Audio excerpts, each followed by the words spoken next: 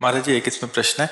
भगवताकार वृत्ति भी नहीं हुई और जब भजन भी हो रहा है और सांसारिक कार्य भी हो रहे हैं, फिर अंतिम समय में ऐसा होता तो वो बनाने पड़ेगी या वैसा लाना ही पड़ेगा क्या महाराज जी? देवर्षि नारद जी कहते हैं कि अभी जिसने भजन भगवान का शुरू किया और पूरा नहीं हुआ, वो भ्रष्ट हो गया या शरीर छूट गया, तो कह रहे हैं वो कर्म धर्म करने वालों की गति को नहीं, वो उत्तम गति को प्राप्त होगा। वो क्योंकि उसने भजन माला किया, उसने 10 ही माला किया, 50 ही माला किया, अब ये भजन उसकी उन्नति करेगा। वो कुलवान ऐश्वर्यवान ऐसे उत्तम कुलों में जन्म लेगा और जन्म से ही उसकी भक्ति का रंग चढ़ेगा और आगे। ये महाराज जी देखा जाता है कि कुछ बच्चे ही बचपन से ही भगवत मार्ग पे चलने के लिए प्रेरित हो जाते हैं, क्योंकि उनका पूर्व का भजन है, ये पूर्व का। हाँ, अब जैसे अपने जीवन में देखा कि हमको किसी ने समझाया नहीं है कि भजन करने का उत्तम कार्य होता है, ऐसा कुछ नहीं।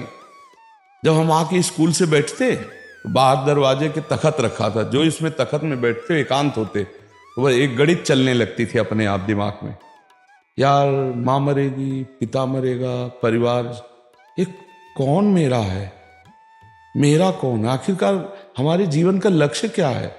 ये कक्षा 5 की बात बता रहे, 10 12 40 तो पढ़ते ही होंगे रोज, ढेर सा।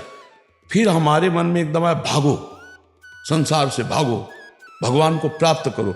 हम ये बताना चाहते ये कौन मुझे सिखा रहा था, क्योंकि हमारे हृदय की बात है ना, ये मुझे कौन, ये पूर्व का भजन।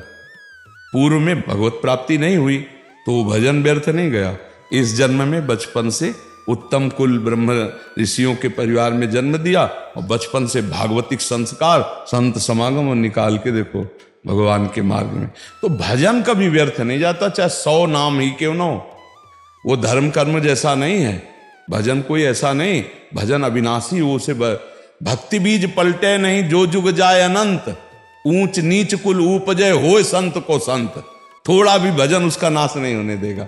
तो जो भजन कर रहे हैं, विषय भी भोग रहे हैं, अभी पूर्ण रूप से भजनानंदी नहीं हुए हैं, तो उनको चांस मिलेगा, उनका अगला जन्म होगा, वो ऐसे महापुरुषों के परिवार में जन्मेंगे जहां बचपन से भागवतिक संविधान। अब जैसे ये बच्चा बैठा है, अब ये वृंदावन आकर सत्संग में बैठा है, तो खाली थोड़ी है, अब इसके दिमाग में संस्कार जा रहे हैं, वो अभी कुछ पकड़ पावे ना पावे, परिणाम इसका आगे जीवन में इसके प्रकाश होगा।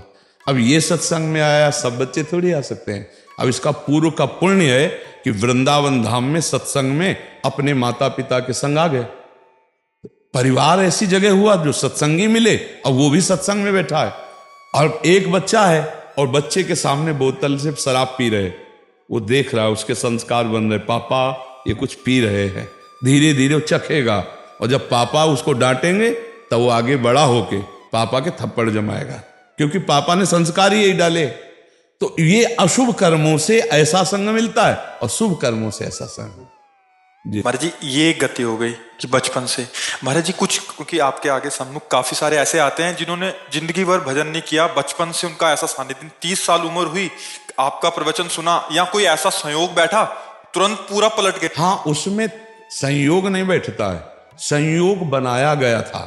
पूर्व जन्म का भजन का संयोग उनका 30 वर्ष तक उनको भोगने थे।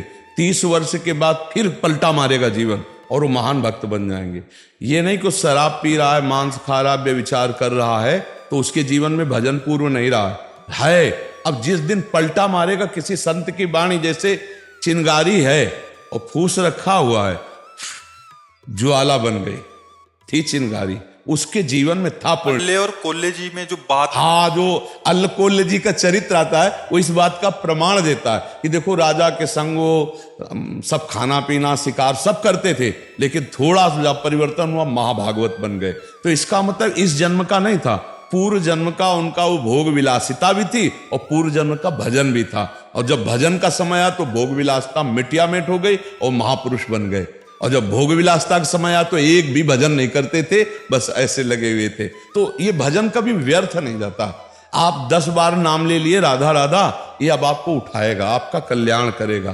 तो जीव का कब कहाँ कैसे समागम हो जाए, जैसे हमारे भाई बहन भारत के सुन रहे हैं और बदल रहे हैं, तो इनका पुण्य है। इसीलिए हम कहते हैं तुम्हारा धन्यवाद हमारा नहीं, आपका धन्यवाद। अगर आप हमारी बात ना माने तो हमारी बात का महत्व क्या होगा? आपने बात को पकड़ा, आपने बात को माना, तो आपके जीवन का परिवर्तन हुआ, तो आपको धन्यवाद। महाराज जी, आप एक वक्तव्य में कहते हैं पुण्य पुंज बिन बिले न संता। जी। तो मतलब पहले उनका बिल्कुल बिल्कुल, हाँ बिल्कुल बिल्कुल बिल्कुल।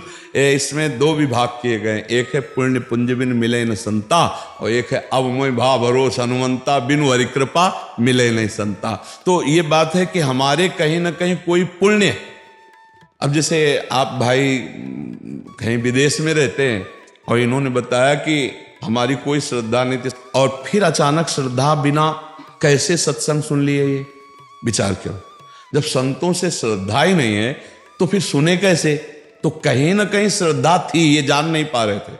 इनके अंदर श्रद्धा थी, पर इनकी श्रद्धा को जागृत करने की जरूरत थी, फू मारने की, चिंगारी थी, तभी पकड़ लिया। देखो आज वृंदावन में संत समागम में बैठे, ऐसा नहीं कि ये नास्तिक थे, ऐसा नहीं कि ये दुष्ट थे, श्रद्धा थी पर वो दबी हुई थी। वचन गए, एकदम जागृत हो गई, वो थी। अगर होती नहीं तो हमारी वाली भी वीडियो की लाइन ऐसे क्रॉस कर देते, लेकिन इन्होंने सुना, इसका मतलब श्रद्धा थी, अब वो जागृत हो गई, तो आज वृंदावन में हमारे सामने बैठे। आप ये समझो, हर जीव का किसी भी समय कल्याण हो सकता है। भगवान की कृपा कभी भी ऐसा ठोकर लगा सकती है, ऐसा संयोग बना सकती कि वो नीच से नीच आचरण करने वाला वो एक महापुरुष बन सकता है। देखो बिल्व मंगल जी चिंतामणि वैश्या में कितना आसक्त थे, ठोकर लगी और महात्मा बिल्व मंगलाचार्य बन गए, नहीं बन गए? जो सीधा राम नहीं बोल पा रहे थे वो ब्रह्म ऋषि बन गए। क्या है भगवान के चमत्कार का देखो प्रभाव। एक नीच आचरण करने वाला महापुरुष बन सकता है, क्योंकि वो भगवान का अंश है। जब चाहेगा तब बदल जाएगा, वो भगवान का अंश है।